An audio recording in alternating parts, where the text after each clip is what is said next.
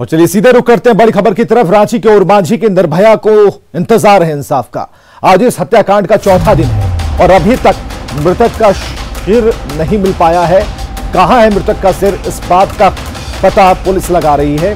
मृतक की शिनाख्त में परेशानी हो रही है। वहीं मामले की जांच के लिए गठित एसआईटी के भी हाथ खाली हैं।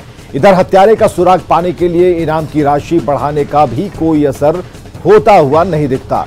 पूरे मामले में रांची पुलिस की विफलता भी सामने आ रही है। मृतक की छाती और गर्दन के पीछे गहरे जख्म मिले थे। दरिंदों ने उसके प्राइवेट पार्ट को भी काटा था। शुरुआत में पुलिस ने रेप की आशंका से इनकार किया, लेकिन अब केस में रेप की धारा 354B जोड़ने के लिए कोर्ट में आवेदन दिया गया है। वहीं रेप की पुष्टि के लिए फॉरेंसिक लैब में स्वाब भेजा गया है। ऐसे में पुलिस पर सवाल उठ रहे हैं कि आखिर जब मेडिकल जांच रिपोर्ट नहीं आई और शुरू में रेप की आशंका से इनकार किया गया था, तो फिर अचानक कैसे इसमें रेप की धारा जोड़ी जा रही है। चलिए इसके बाद सवाल क्या है? बड़ा सवाल है कि अब तक पुलिस को सुराग क्यों नहीं मिला। सवाल यह है कि केस में रेप की धारा जोड़ने का आवेदन क्यों दिया गया है। सवाल यह है कि मामले में आखिर क्या छिपाना चाहती है पुलिस। ओम प्रकाश हमारे साथ सीधे जुड़ चुके हैं। ओम प्रकाश, इस मामले में अभी तक क्या हुआ? पुलिस की तरफ से अभी खोजबीन जारी है। लड़की का सिर कहां है, इसका पता नहीं चल पा रहा, शिनाख्त नहीं हो पा रही, तो हो क्या रहा है?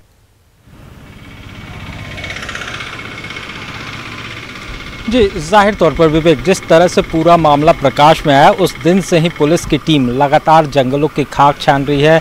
जो नदी नाले हैं वहां भी तलाश की गई सिर को, लेकिन अब तक सिर जो है युवती का बरामद नहीं हुआ। वहीं मामले में अगर गौर किया जाए तो फिलहाल अब तक कोई भी सबूत पुलिस को नहीं मिले हैं कि आखिर युवती कौन है, इसके पीछे हत्या की वजह क्या थी।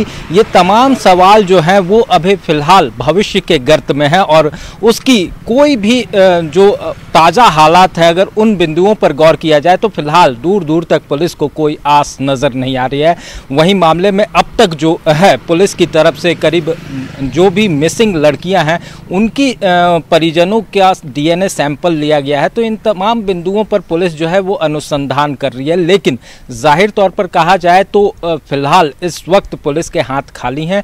वहीं दूसरी तरफ अगर बात की जाए तो पुलिस के जो कप्तान हैं उनके तौर पर सीधे तौर पर कहा गया था कि रेप की अब तक कोई बात सामने नहीं आई है, लेकिन उसके बाद पुलिस के द्वारा ये आवेदन कोर्ट में मूव किया जाना ये अपने आप में बड़ा सवाल करता है कि उसके बाद जो है पुलिस शुरुआती दौर में, क्योंकि जो हत्या हुई थी उसी दिन सबों ने देखा था, अगर नॉर्मल आंखों से भी देखा जाए या फिर अनुसंधान के हर बिंदु की बात की जाए तो उसमें साफ तौर से लड़की के जो गुप्तांग हैं वहां पर चाकू का जो जख्म है वो साफ तौर से सभी को नज़र आ रहा था, लेकिन पुलिस ने उस वक्त जो है यौन उत्पीड़न की धारा को नहीं लगाया और उसके बाद फिर कोर्ट में मूव किया है कि इसमें ये धारा को जोड़ा जाए ताकि इस केस को मजबूत किया जाए। लेकिन सबसे बड़ा सवाल है कि पुलिस के सामने उस वक्त ही सारा कुछ था, तो उस वक्त ये बड़ी चूक कैसे हुई। और उसके बाद पुलिस कप्तान का बयान, जो झारखंड पुलिस के आला कप्तान हैं, उनका बयान आना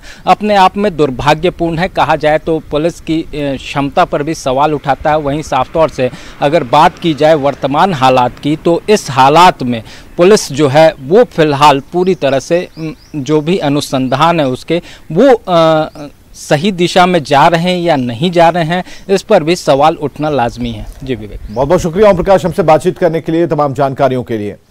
तो पूरे कांड और पूरे घटनाक्रम को हम अभी आपको दिखा रहे हैं, इस पर अपडेट ले रहे हैं, लेकिन अभी तक पुलिस के हाथ खाली हैं। सोमवार की शाम सीएम हेमंत सोरेन के काफिले को रोकने के आरोपियों पर रांची पुलिस की कार्रवाई जारी है। कारकेड रोकने के आरोप में 65 नामजद और 100 अज्ञात पर प्राथमिकी दर्ज कराई गई। इनमें से 27 आरोपियों को जेल भेज दिया गया है। इधर काफिला रोकने के मुख्य आरोपी की गिरफ्तारी के लिए पुलिस की छापेमारी चल रही है। मामले की जांच के लिए भू राजस्व सचिव के सोन और आईजी मानवाधिकार अखिलेश झा को जिम्मा दिया गया है। जल्द ही जल्द उनसे रिपोर्ट मांगी गई है। और इधर रांची के सुखदेव नगर और कोतवाली थाना प्रभारी को लापरवाही बरतने के आरोप में डीजीपी ने निलंबित करने का आदेश जारी कर दिया है।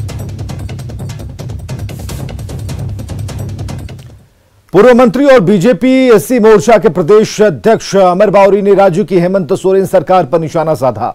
अमर बावरी ने कहा कि वर्तमान सरकार मुद्दों को भटकाना चाहती है।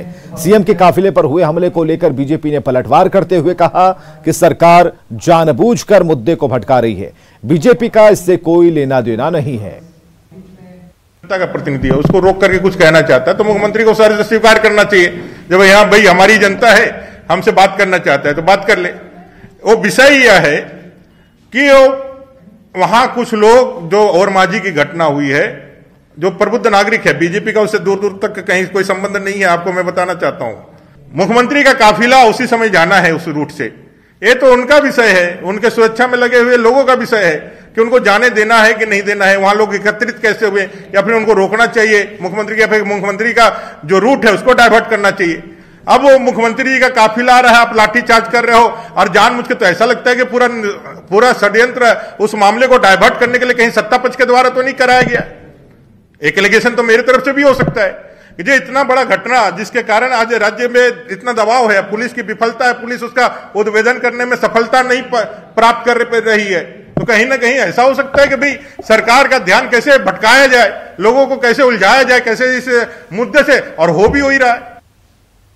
तो बीजेपी का सरकार पर पलटवार आप सुन पा रहे थे, देख पा रहे थे। रघुवर सरकार या फिर हेमंत सरकार, किसका कंबल भारी है और किसका कंबल बेहतर है, ये सवाल उठाए हैं रांची की मेयर आशा लाकड़ा ने। रांची की मेयर आशा लाकड़ा ने सरकार की ओर से दिए गए कंबलों की क्वालिटी पर सवाल खड़े कर दिए। मेयर ने सरकार के अधिकारियों पर घोटाले का आरोप लगाया। मेयर के मुताबिक इस बार बहुत ही घटिया क्वालिटी के कंबल सरकार ने उपलब्ध कराए हैं।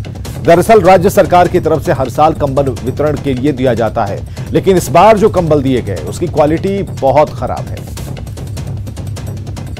कंबल देने के नाम पर करोड़ों रुपए का घोटाला किया जा रहा है।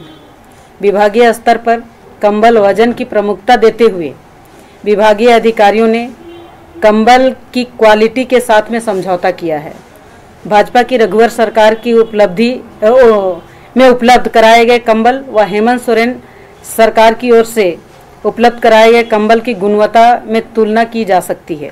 मैं आपको बताना चाहती हूं कि वर्तमान सरकार द्वारा उपलब्ध कराए गए कंबल को देखकर ऐसा प्रतीत होता है कि कंबल की पहली धुलाई के बाद इसका उपयोग गरीब, असहाय एवं जरूरतमंद गर्मी के मौसम में भी कर। गरीब है इसका मतलब कोई भी कंबल ओढ़ लेगा ऐसा नहीं है। और फोन लाइन पर हमारे साथ रांची मेयर आशा लाकड़ा खुद मौजूद हैं। आशा जी, ये दोनों कंबलों को हाथ में उठाया, उसके ऊपर रघुवर सरकार, एक तरफ हेमंत सरकार आपने लिखा, लेकिन क्या क्वालिटी में क्या अंतर और क्या कमी नजर आई आपको? चलिए, सबसे पहले तो आपको बहुत बहुत स्वागत और अभिनंदन करती हूँ और नववर्ष की शुभकामना करती हूँ। मैंने देखा जिस तरह से कंबल हमें मिले हैं इस बार हेमंत सोरेन के सरकार में और रघुवर जी के शासनकाल का, दोनों का कंबल हमने देखा। वजन की बात हमने आपको बताया, सबने सुना भी है कि वजन को प्रमुखता दिया गया है इस बार विभाग के स्तर पर, लेकिन जो क्वालिटी है उस पर समझौता किया गया है। क्योंकि क्वालिटी अगर देखा जाए तो जो गरीब, असहाय, जरूरतमंदों को कंबल बांटते हैं वो कंबल सही नहीं है। अगर एक धुलाई हो गई तो समझिए एक चद्दर जैसा हो जाएगा। तो अगर उनको व्यक्ति एक ठंड से दूसरे ठंड तक ओढ़ नहीं पाएंगे तो फिर कंबल का क्या मतलब होगा। तो इसलिए हमने क्वेश्चन भी उठाया है कि जिस तरह से महिला, बाल विकास एवं सामाजिक सुरक्षा विभाग के द्वारा उपलब्ध कराए गए कंबल की गुणवत्ता की जांच कराने के लिए मैंने हेमंत सोरेन सरकार से मांग की है। ठीक है आशा जी आप लाइन पे रहे। विनोद पांडे महासचिव जेएमएम के हमारे साथ हैं, उनसे जरा जान लेते हैं। विनोद जी, आपने देखा क्या, कंबल को हाथ में उठाया आपने, उसकी क्वालिटी देखी है? देखिए, ऐसा है, जो कंबल की बात कर रहे हैं जिस दल के लोग, उनको याद होना चाहिए कि पिछली सरकार ने कंबल के नाम पर कितने घोटाले किए थे। करोड़ों की हेराफेरी, गरीबों को कंबल नहीं मिलता था, कागजों पर कंबल बंटता था। ये तो हेमंत सोरेन जी की सरकार है। विपरीत परिस्थितियों में भी कंबल की बात हो, अलाव जलाने की बात हो, सभी को धरातल पर उतारा गया। आशा लाकड़ा जी को कैसे समझाइएगा? मैं बता रहा हूं, अभी मेयर आशा लाकड़ा जी बोल रही थी कि उसको धो देंगे तो चादर हो जाएगा, एंटीसिपेशन कर ले रही हैं। ये खुद ही एक टेस्ट रिपोर्ट प्रस्तुत कर दे रही हैं। अरे वो अच्छी क्वालिटी का कंबल है कि उसका किस क्वालिटी का है, कितना उससे ठंडा जाएगा, ये सब देखने की बात है। पतला और मोटा कोई मापदंड नहीं होता। इसलिए इस तरह की हल्की बातें मेयर ना करें। आज गरीबों को कंबल मिल रहा है, आपने तो कंबल घोटाला किया, आपने करोड़ों की राशि डकार गए। नगर निगम में जो खेल चल रहा है वो भी किसी से छुपा नहीं। चलिए उसकी बात नहीं हो रही है, लेकिन संजय सेठ जी भी हमारे साथ, बीजेपी सांसद है हमारे साथ फोन लाइन पर। संजय सेठ जी, बात चल रही है कि किसका कंबल कितना बढ़िया, और इस बार जो कंबल वितरण के लिए आया उसकी क्वालिटी पर रांची की मेयर आशा लकड़ा ने सवाल खड़ा किया है, उसकी क्वालिटी पर। हालांकि वजन को लेकर कोई बात नहीं है, लेकिन एक ही धुलाई में वो पस्त हो जाएगा, ऐसा कहना है। देखिए, मेरी बहन आशा लकड़ा जी जो महापौर हैं, उन्होंने जो बात उठाई और मेरे भाई वहां विनोद पांडे जी ने जो बात कही, देखिए इसमें स्पष्ट है कि इसका एक नॉर्म्स होता है कि इतने केजी का ही कंबल होना चाहिए, है ना। मोटा पतला तो होता ही होता है, क्योंकि जो नॉर्म्स है वो नॉर्म्स देखना होगा कि कितने केजी का वो कंबल होना चाहिए। अगर कंबल गरीबों के साथ जुड़ा है मामला, तो ये निश्चित रूप से हम कह सकते हैं, जो महापौर जी ने मामला उठाया, तो विनोद पांडे जी को मेरा आग्रह है कि इस पे तुरंत सरकार को जांच करा लेनी चाहिए, तो गरीबों से जुड़ा है। आशा जी, आप हमारे साथ लाइन पर हैं। आशा जी, इसको धुलवा लिया जाए क्या? जरूर जरूर, मैं तो धोल करके देखी हूँ, इसलिए बात करें। वजन की बात करेंगे, वजन पर क्वालिटी नहीं देखा जाता है। वजन तो अगर देखेंगे तो दोनों का बराबर है, लेकिन क्वालिटी पर देखेंगे तो क्वालिटी कहीं ना कहीं गड़बड़ है। मैंने क्वालिटी पर क्वेश्चन खड़ा किया है, इसलिए मैं जो सरकार में है, इसलिए मैंने हेमंत सोरेन से मांग की है कि जो अधिकारी ने इस टाइप का टेंडर किया है, तो इसका टेंडर पर विभागीय अधिकारी पर उचित कार्रवाई की जाए।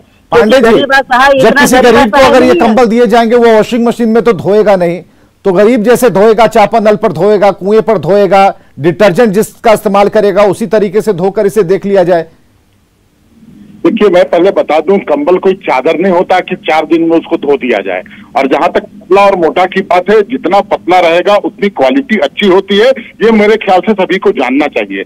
और जहां तक एक बार रिपोर्ट देने की बात है, मैं विनोद पांडे जी का बात को काटती हूँ, क्योंकि जिस कंबल की बात मैं कर रही हूँ, उस कंबल को विनोद पांडे जी कभी यूज नहीं किए होंगे, इसलिए उनको आइडिया नहीं है।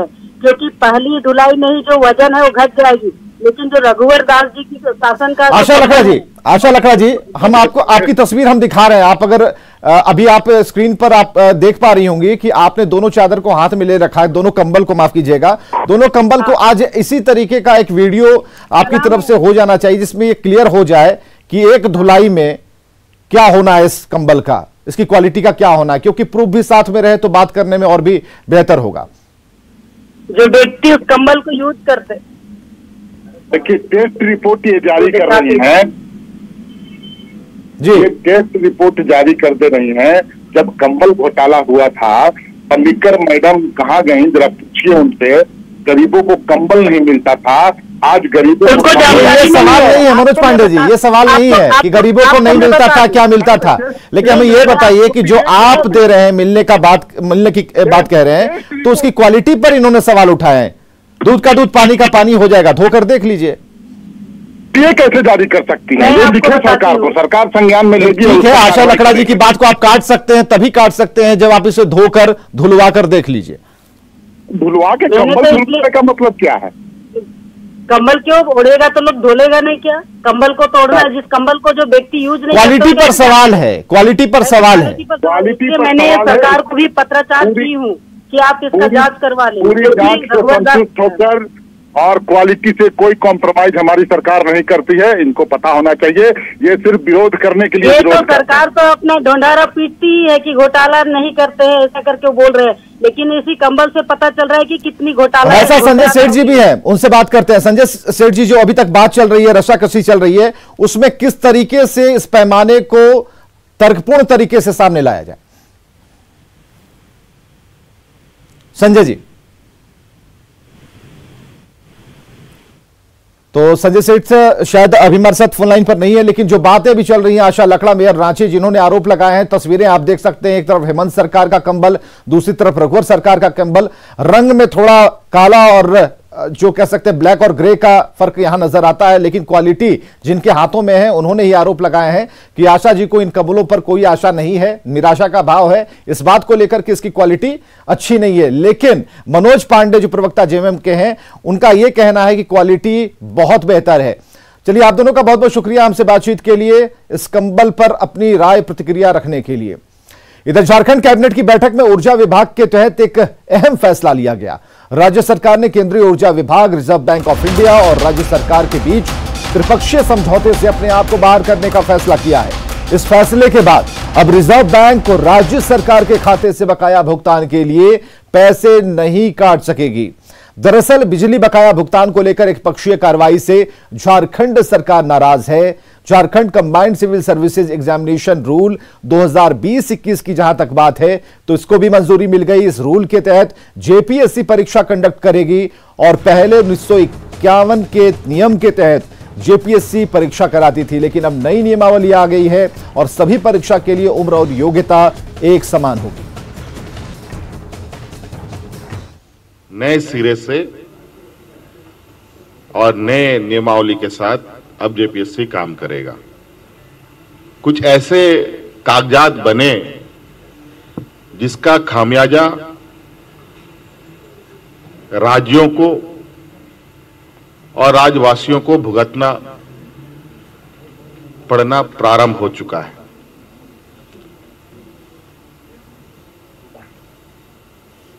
केंद्र और राज्यों की जो संबंध है और जो इस देश का फेडरल सेटअप है, उस फेडरल सेटअप के साथ आज कहीं ना कहीं धोखा हो रहा है। एक तरफ डीवीसी बिजली कटौती करना प्रारंभ कर चुकी है, दूसरी तरफ केंद्र सरकार हमारे आरबीआई में जो सभी राज्यों के खाते होते हैं उनमें से सीधे पैसे काटे जा रहे हैं। हम लोगों ने निर्णय लिया है कि जो दस्तावेज पूर्व में बने हैं उस दस्तावेज को निरस्त किया जाए।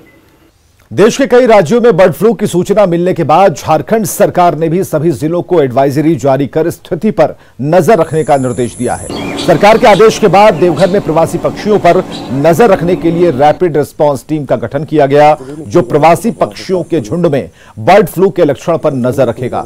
इसके अलावा प्रखंड स्तर के पशुपालन पदाधिकारियों को भी इस बीमारी को लेकर अलर्ट पर रहने का आदेश दिया गया है। लोगों से भी प्रशासन के फ्लू की सूचना मिलने पर तुरंत थाने में सूचित करने की अपील की गई है।